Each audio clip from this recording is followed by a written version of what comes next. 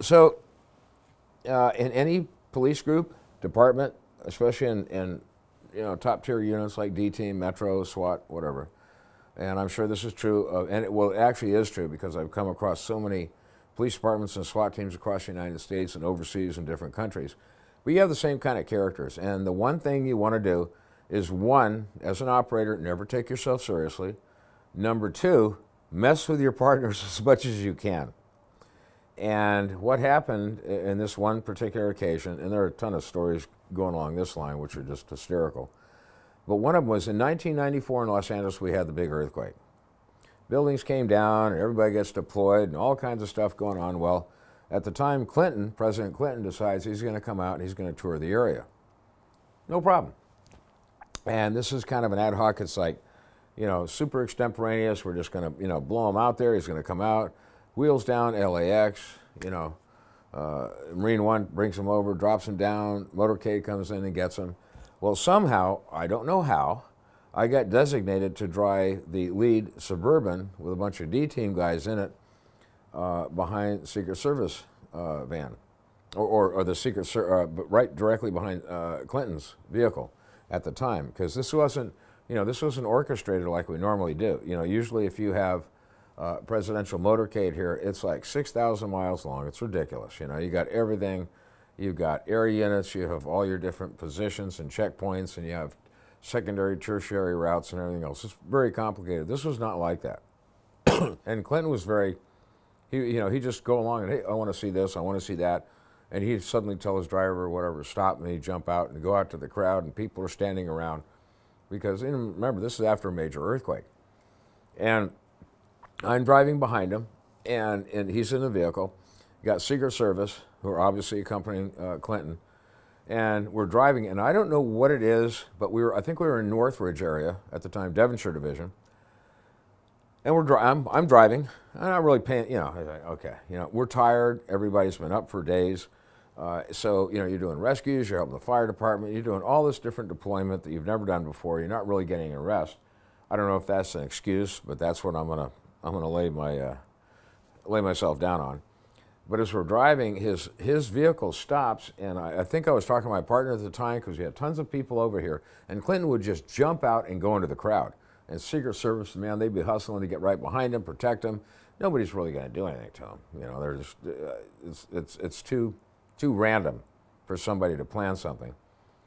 Whatever it was, the vehicle in front with Clinton stops. I'm not paying attention. I hit the bumper probably about 10 miles an hour. Wham, right? No problem. Nobody seems to do anything. So Clinton's out, Secret Service is out, they jump out, and they're all over the place and everything else. Jump back in. Meanwhile, now I've got, oh my God, now I have a TA, traffic accident, that I've got to report. I know I'm going to have to answer for this stuff. This is going to really suck the big one. And my partners are yelling at me, screaming, well, what the F is your problem? Are you kidding me? You got to be joking.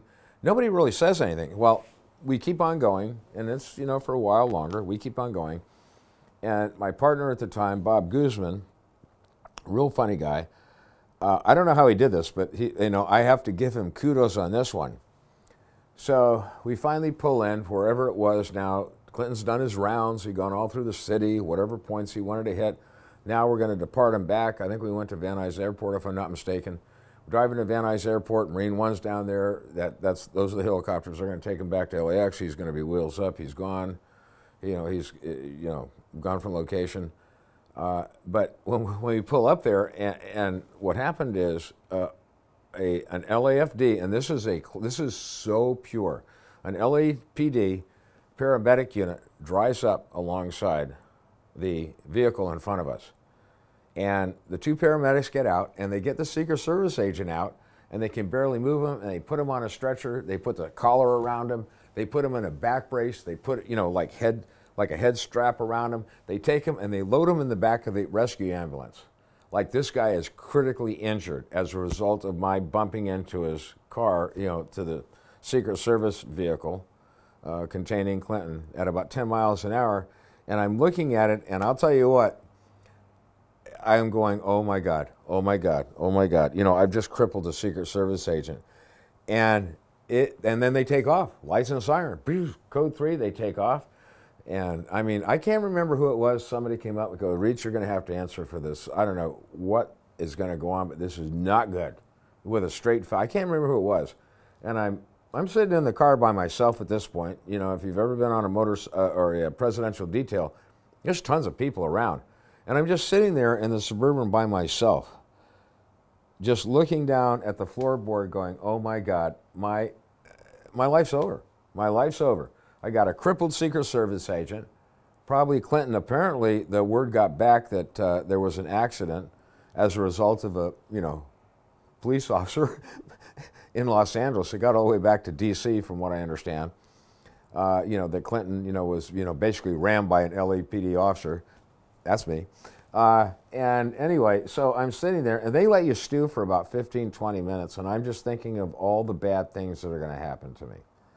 And finally, I think it was Bob came up and Frank and they came in, the windows open, and we went, gotcha!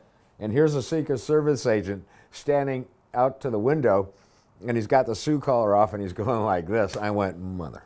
Oh, really? That was a good one. That was a great hit. So, yeah. Real good guys will mess with other real good guys that are solid, but that was a brilliant, brilliant hit. And how they ever pulled that off and got a hold of everybody and coordinated that smoothly that I believed it, pretty impressive. Pretty impressive, but I give kudos to both those guys, Frank Mike and Bob Guzman. Boy, did they get me on that one. I think it was Frank, but definitely Bob Guzman that got me on that one. That was a good hit. Really good hit.